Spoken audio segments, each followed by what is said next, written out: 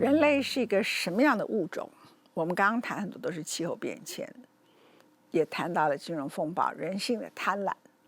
现在电动车为了要解决燃油车造成的二氧化碳，电动车成了一个很大的趋势。可是电动车里头有一个很重要的原物材料叫做钴，钴呢有2%的产量在全世界，是在一个非常曾经内战也很贫穷的国家，就是非洲的刚果。这种国家它即使拥有钴，它也不会致富。为什么？因为它早就被外国跨国公司给宰制。最早进入刚果势力的，除了早期的殖民国家之后，以20世纪2次大战之后，最重要就是美国，因为这里采了铀矿，所以美国很早就涉足在这里。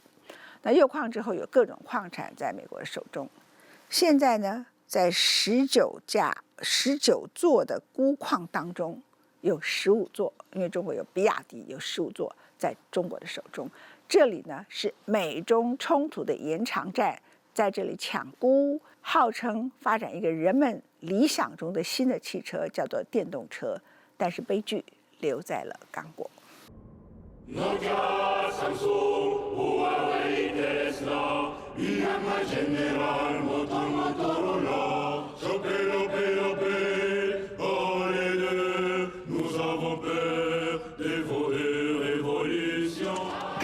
Thousands of people in the Democratic Republic of the Congo, or DRC, what they're mining here is in high demand around the world.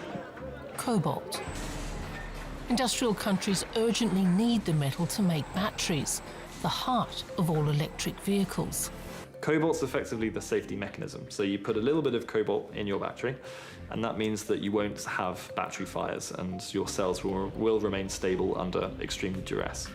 欧盟正式通过2035年起全面禁售燃油车，多数欧洲的电动车电池都是镍锰钴电池，充电一次可行驶400公里。以一辆特斯拉汽车为例，电池大约需要4.5公斤的钴，是一部手机所需量的400多倍。Right now, global demand for cobalt is in the region of 140,000 tons, 150 maybe. But we're expecting that to rise to 250 in the next 5 years.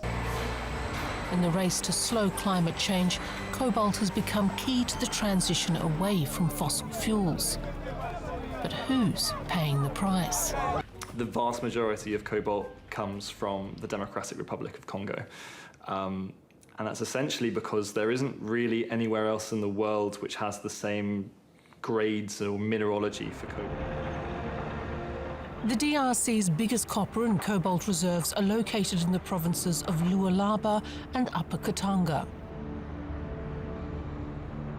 Foreign corporations are exploiting this immense wealth. Of the 19 copper-cobalt mines in the region, 15 are owned by the Chinese.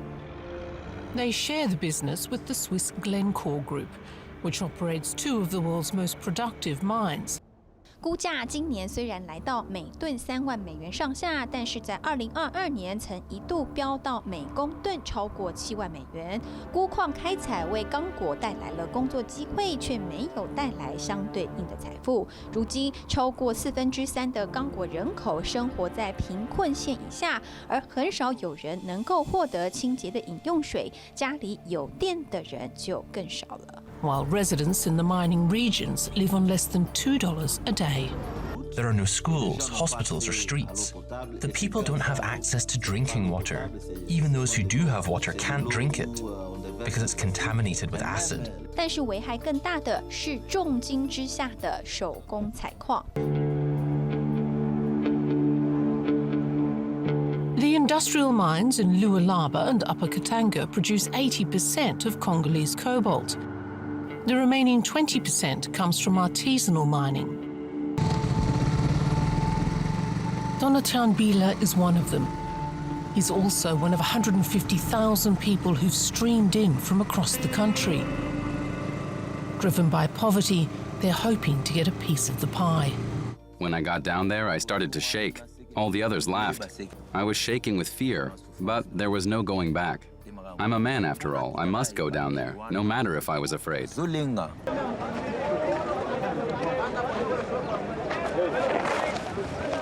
Many cobalt prospectors are killed in landslides or drown when water floods the mine. But thousands of families rely on what little the government and industry allow them to mine here from their own land. The creuseurs, the diggers, were risking their lives and their health to dig this metal out. They were also not receiving, probably very few were receiving a fair price for their labor. They were being exploited financially. We found that children as young as 7 or 8 were also involved in this industry. 纽约时报调查发现，因为找不到其他工作，成千上万的父母送孩子去捡拾散落的钴矿。你时常可以看到一群小男孩守候在大卡车通往工业矿井的路上，搜集从大卡车上掉落的岩石。毫无安全保障的采集以及童工的泛滥，使得钴被贴上了电池血钻石的污名。因此，担心消费者反弹的汽车制造商正在迅速寻找刚果钴矿的替代品，寻求其他储备较少的国家作为可能的供应商。Europe is operating a number of mining projects. Reserves of cobalt have been identified in Sweden, Norway, and Finland. There are now 2 nickel cobalt mines operating there, and 7 more are being developed. Finland is the only EU member that has deposits of all the minerals needed for batteries. 另一个解决的方法是回收 Recycling. Within a decade, 10% of all the world's cobalt could be recycled. The Belgian company Umicore is a leader in this market. It says that in the future, it will be able to recycle nearly 100% of the cobalt from batteries. We started with battery recycling, with recycling of mobile phone batteries, but knowing that electric vehicles would be just a matter of time.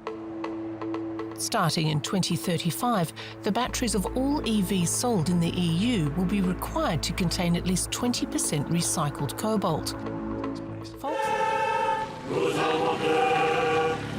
Felix Tshisekedi has been president of the Democratic Republic of the Congo since 2019. He promised to renegotiate the mining treaties, but the process is taking time and the Congolese people are still failing to profit from the wealth of resources in their country. Meanwhile, millions of EVs continue to drive on our streets, powered by cobalt from the Congo. And there are more every day. Around the world, protests are growing louder. Environmental and human rights activists are organizing to take on the mining industry. Policymakers can no longer ignore their voices. 谢谢收看今天文茜的世界周报，还有文茜的世界周报欧洲版。再次祝大家新年快乐，明天见，拜拜。